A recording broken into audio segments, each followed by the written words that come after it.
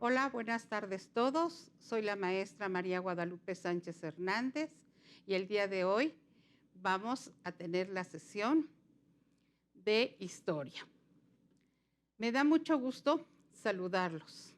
Espero que se sigan cuidando y vamos a empezar a platicar con respecto a lo que es el proceso de colonización, la fundación de la Nueva España, la evangelización, y también vamos a hablar sobre el expansionismo territorial. Como sabemos, en el nivel medio superior y tanto en la escuela, en la nueva escuela mexicana, se trata de que los jóvenes sean estudiosos de la historia, con la finalidad de que puedan valorar su cultura, amar a su patria y conocer también sus valores. Bueno, pues nos damos cuenta de que todo lo que nos rodea es o de origen prehispánico o de origen español. Lo vamos a ver con nuestra dieta alimenticia, como por ejemplo en las tortillas y los tamales, que es de origen prehispánico. De los españoles heredamos el trigo para el pan, la cebada, las naranjas, entre otras cosas. Ahora te pido que por favor tomes tu libreta de la asignatura Introducción a la Ciencia Histórica y un lapicero para que puedas tomar notaciones y apuntes de las fechas o conceptos más importantes. Ahora sí, comenzamos. Tenemos, como lo veníamos diciendo, una mezcla cultural en cuanto a lo prehispánico y lo religioso. De ahí que se va a conformar todo lo que es el sincretismo religioso, como lo vimos con las ofrendas del Día de Muertos o con todas aquellas festividades de cultos religiosos. ¿Tú sabías que el juego de lotería es traído por los españoles? Sí, precisamente ese, el que jugamos con tablas y cartas que van cantando la figura y que vamos poniendo frijolitos para denotar que tenemos la figura en nuestro tablero. Pues sí, más adelante fue cambiado al contexto mexicano. También decíamos que dentro de esta situación del mestizaje, los españoles nos trajeron la evangelización y con esto una nueva civilización. Bueno, pues ahora vamos a entrar a lo que es la fundación de la Nueva España. Y vamos a ver que este fue un proceso que se llevó a cabo. Desde la caída de la Gran Tenochtitlán en 1521 hasta que se introdujeron todas las instituciones españolas, con las cuales, junto con la conquista, sometieron a los pueblos prehispánicos. Vamos a ver que la conquista trajo diferentes cambios en lo económico, en lo social y en lo político. Para eso vamos a observar la siguiente imagen. Hablando de los hechos que transcurrieron en ese periodo, encontramos que a partir de 1522, Hernán Cortés fue nombrado gobernador y capitán general de la Nueva España. Estableció los ayuntamientos o cabildos. En 1524, Cortés marchó a las Cibueras, Honduras, para someter la rebelión de Cristóbal de Olid. Al abandonar la Ciudad de México, dejó al mando a oficiales reales que gobernaron con codicia. Debido a los abusos atribuidos a la administración de Cortés, la corona decidió nombrar una audiencia con facultades administrativas y judiciales. Así fue como en 1527, Nuño de Guzmán fue designado presidente de la primera audiencia para la administración y aplicación de justicia. Su gestión no resultó debido a una serie de abusos que cometieron los integrantes de esta audiencia. De hecho, Fray Juan de Zumárraga, primer obispo de México, denunció los atropellos cometidos en contra de las autoridades y las comunidades indígenas. Ante las quejas, la corona anuló esta instancia y en 1530 nombró una segunda audiencia. Entre los integrantes de esta se encontraba Vasco de Quiroga, también conocido como Tata Vasco, promotor de los derechos de los pueblos indígenas. Pese al establecimiento de esta segunda audiencia, las denuncias y el desorden no aminoraron. Por esta situación, el emperador Carlos V nombró a Antonio de Mendoza virrey de la Nueva España en 1535. Las acciones del virrey Antonio de Mendoza, quien gobernó entre 1535 y 1550. Primero fue la centralización del gobierno a favor de la corona y el desplazamiento del poder político de los conquistadores. El gobierno virreinal trató de poner un alto a las injusticias. El virrey Mendoza prohibió la explotación de la mano de obra indígena y aplicó las leyes de protección a las comunidades indígenas, en contra de los intereses mezquinos de los encomenderos. Ejemplo de estas leyes fue la reglamentación de la recaudación de tributos y de la imposición de penas. En 1536, el virrey introdujo la imprenta, se editaron los primeros libros de la Nueva España y con el apoyo del obispo Fray Juan de Zumárraga, se fundó el Colegio para Indígenas de la Santa Cruz de Tlatelolco y la Real Universidad de México. La gestión del virrey de Mendoza terminó en 1550. Ahora bien, vamos a pasar a lo que es la evangelización. Según la Real Academia Española, nos dice que la evangelización es la práctica y prédica de la religión cristiana y además, sí, la fe de Jesucristo y sus virtudes. Para este tiempo vamos a observar que trajeron un diferente control para que se pudiera someter a los grupos indígenas. Con el fin de lograr la imposición de esto, el emperador Carlos V mandó a traer órdenes religiosas medicantes. En la siguiente imagen podremos ver cómo fueron las estrategias de esta cristianización. Cortés pidió a los misioneros con el fin de propagar la fe cristiana. Dentro de las primeras actividades estuvieron presentes los bautizos colectivos, la alfabetización castellana de los indios nobles, así como su adiestramiento en artes y oficios. Para evangelizar, los misioneros dibujaron las oraciones en códices, idearon representaciones teatrales. ¿Te imaginas? Las pastorelas que conocemos actual. Aprendieron las lenguas indígenas e imprimieron catecismos y libros para la evangelización. Con el fin de difundir todas estas creencias, el emperador Carlos V envió a otras órdenes medicantes, las más importantes de esa época.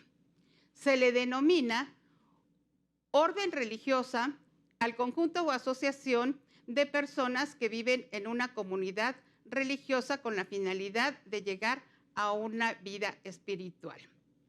Por lo tanto, vamos a ver que en la Edad Baja Media únicamente se dedicaban a predicar la evangelización por medio de la Biblia. Más adelante, ya con la modernidad, tuvieron ideas de muchísimos humanistas, entre ellos, de los más importantes, fueron Erasmo de Rotterdam y Santo Tomás Moro, entre otros. El registro de los primeros misioneros y cómo fueron llegando a la Nueva España. En 1523 llegaron los primeros franciscanos, Juan de Tecto, Juan de Ahora y Pedro de Gante. Un año más tarde, 12 religiosos franciscanos tocaron tierras mexicanas e iniciaron lo que se ha denominado conquista espiritual. Este grupo estuvo encabezado por Fray Martín de Valencia y entre ellos venía Fray Toribio de Benavente, Motolinía el Pobre, uno de los fundadores de la ciudad de Puebla. Los franciscanos se dedicaron a la educación de los indígenas, a difundir el cristianismo en la región central de la Nueva España. Principalmente, como parte de su obra fundadora, hicieron alrededor de 130 conventos, desde los cuales emprendieron las estrategias antes mencionadas. Los dominicos llegaron en 1526 y fundaron las provincias de México, Chiapas, Puebla y Oaxaca, Su objetivo fue la instrucción religiosa y el gobierno del Tribunal del Santo Oficio. Dentro de este orden destacó Fray Bartolomé de las Casas por la denuncia de los abusos de los encomenderos y la defensa de los indígenas. La Compañía de Jesús, que llegó en 1570. Los jesuitas se caracterizaron por su preparación académica y obediencia a la Santa Sede. Fundaron escuelas y universidades y desarrollaron su labor misionera en las tierras de la Gran Chichimeca, al norte de la Nueva España. El sacerdote Eusebio Francisco Quino fundó más de 20 misiones al noreste de México y al sureste de los Estados Unidos. Otras órdenes religiosas fueron los agustinos, los dieguinos, los carmelitas contemplativos, además de los mercedarios y los juaninos. El proceso de conquista espiritual requirió de la existencia de instituciones coloniales, como lo veremos en la siguiente imagen. Instituciones coloniales en España. La Casa de Contratación de Sevilla, creada en 1503 por los Reyes Católicos. Su función era controlar la actividad comercial y el tránsito de expediciones y personas entre España y América. Toda la mercadería que llegaba o se enviaba a América debían registrarse en esta institución. El Consejo de Indias, creado por Carlos I en 1524 e instalado en Madrid, fue una institución de mayor autoridad para el gobierno en América. Sus funciones eran legislativa, judicial y administrativa. Para la administración de los territorios en la Nueva España tenemos nuevas instituciones. La Real Audiencia, creada por Fernando el Católico para administrar justicia en América. Eran tribunales de apelación integrados por jueces que debían de ser abogados peninsulares. Intervienen en los juicios civiles, criminales y administrativos. Vigilaban el desempeño del virrey y gobernadores e informaban a la corona sobre su conducta. Los cabildos, que se encargaban de la administración de la ciudad y sus alrededores. Cuidaban el abastecimiento de alimentos, la justicia, la salud y la seguridad de los habitantes. Estaban presididos por 2 alcaldes, primero y segundo voto, y se encargaban de la administración de justicia en asuntos de menor importancia. El alcalde de mayor voto reemplazaba al gobernador o capitán general en caso de ausencia o fallecimiento de éste. Además, existía el denominado cabildo abierto, que se convocaba en situaciones extraordinarias a este y concurrían los vecinos. La parte principal y sana de la población, los españoles, para dar soluciones posibles. Es tiempo de analizar el expansionismo territorial y vamos a ver que este empieza precisamente con la caída de la Gran Tenochtitlán el 13 de agosto de 1521. Con esto se inicia el dominio español. De manera acelerada, la Ciudad de México es restaurada con la finalidad de que sea el centro político y administrativo de la Nueva España. Con la derrota del Imperio Mexica, el proceso de la expansión territorial se inicia. Por eso vamos a ver que para los siglos XVI y XVII empieza Hernán Cortés en 1521 con la expansión territorial. Vamos a ver que para la extensión y las expediciones de los territorios que se incorporaron a la corona fueron Gonzalo de Sandoval, que se dio a la tarea de pacificar la región del Golfo y en 1523 fue enviado por Cortés para conquistar Colima. Francisco de Orozco viajó a Oaxaca y consiguió pacificar la región con una alianza entre mijes y zapotecas, confrontados por el dominio del territorio. Pedro de Alvarado, responsable de la matanza de Tlatelolco en 1523, se fue al Soconusco y a la Mixteca. Después fue enviado a explorar el territorio centroamericano, conquistando Guatemala y El Salvador. Cristóbal de Olid, enviado en 1522 a conquistar el territorio de Michoacán y a Colima para auxiliar a los españoles que habían sido derrotados por la población local. Francisco Cortés de Buenaventura, Sobrino de Hernán Cortés, conquistó el occidente de México en 1525. Salió de Colima al actual estado de Jalisco, fundando varios asentamientos españoles y exploró el actual estado de Nayarit. Francisco de Montejo, militar enviado por la corona española para conquistar el territorio maya de Campeche y Yucatán. En 1528 llegó a Tabasco. En 1537 conquistó Yucatán, fundó Campeche y Mérida y Valladolid. Sin embargo, la pacificación de los mayas se logró hasta 1697. Nuño de Guzmán, conocido por su crueldad, que asoló a los indígenas de Michoacán, Jalisco, Zacatecas, Nayarit, Sinaloa y San Luis Potosí. Por los excesos que cometió en contra de la población nativa, la corona española dispuso que fuera prendido y enjuiciado por sus crímenes. Francisco de Ibarra, uno de los primeros conquistadores de la región norte de México, en 1562 recorrió Zacatecas, Sonora, Sinaloa y el sur de Chihuahua y la región conocida como Nueva Vizcaya. Luis Carvajal y de la Cueva, enviado por la corona en 1580 para establecer el nuevo reino de León, debía establecer de acuerdo a la cédula real. Diego de Montemayor exploró, colonizó y gobernó la región del noreste de la Nueva España entre los siglos XVI y XVII. Ocupó la gubernatura del nuevo Reino de León en 1589. Se le atribuye en 1596 la fundación de la ciudad de Monterrey. Juan de Oñate y Salazar, comisionados por la corona española para colonizar el territorio que corresponde hoy al Nuevo México y Texas en Estados Unidos.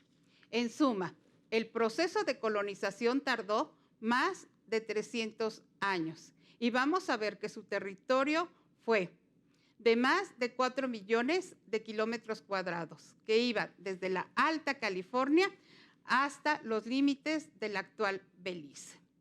¿Para qué nos sirve la historia? Bueno, pues muchas veces nos dicen que la historia es el estudio de los hechos pasados. Efectivamente, sí se estudian los hechos pasados, pero también nos sirve para entender el presente y predecir el futuro.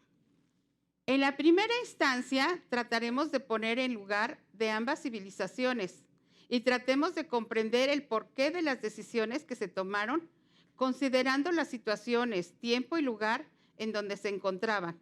Pensemos hoy en día cuáles son las ideas que, a pesar del tiempo y los cambios a los que se han enfrentado las personas, aún se conservan dichos pensamientos. Y como lo estamos viendo en esta imagen, en casa te sugiero que contestes las siguientes interrogantes. Pregunta número 1. ¿Cómo fue el proceso de colonización en la Nueva España? Pregunta número 2. ¿La fundación de la Nueva España fue importante para los españoles? ¿Por qué? Pregunta número 3. ¿La llegada de los frailes fue importante para la evangelización? ¿Por qué? Pregunta número 4. ¿Cuáles fueron las instituciones coloniales? Explica cada una. 5. Menciona la creación de ciudades coloniales que se fundaron con el expansionismo territorial.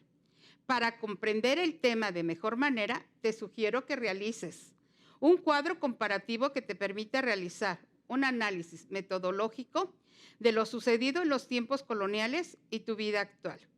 ¿Qué pasaría si hoy en día algunas personas quisieran imponer su ideología, su forma de pensar o creencias sobre el resto de la sociedad? Pues muy bien, para cerrar el tema el día de hoy, pues vamos a recapitular y vamos a decir que iniciamos con lo que fue la fundación de la Nueva España.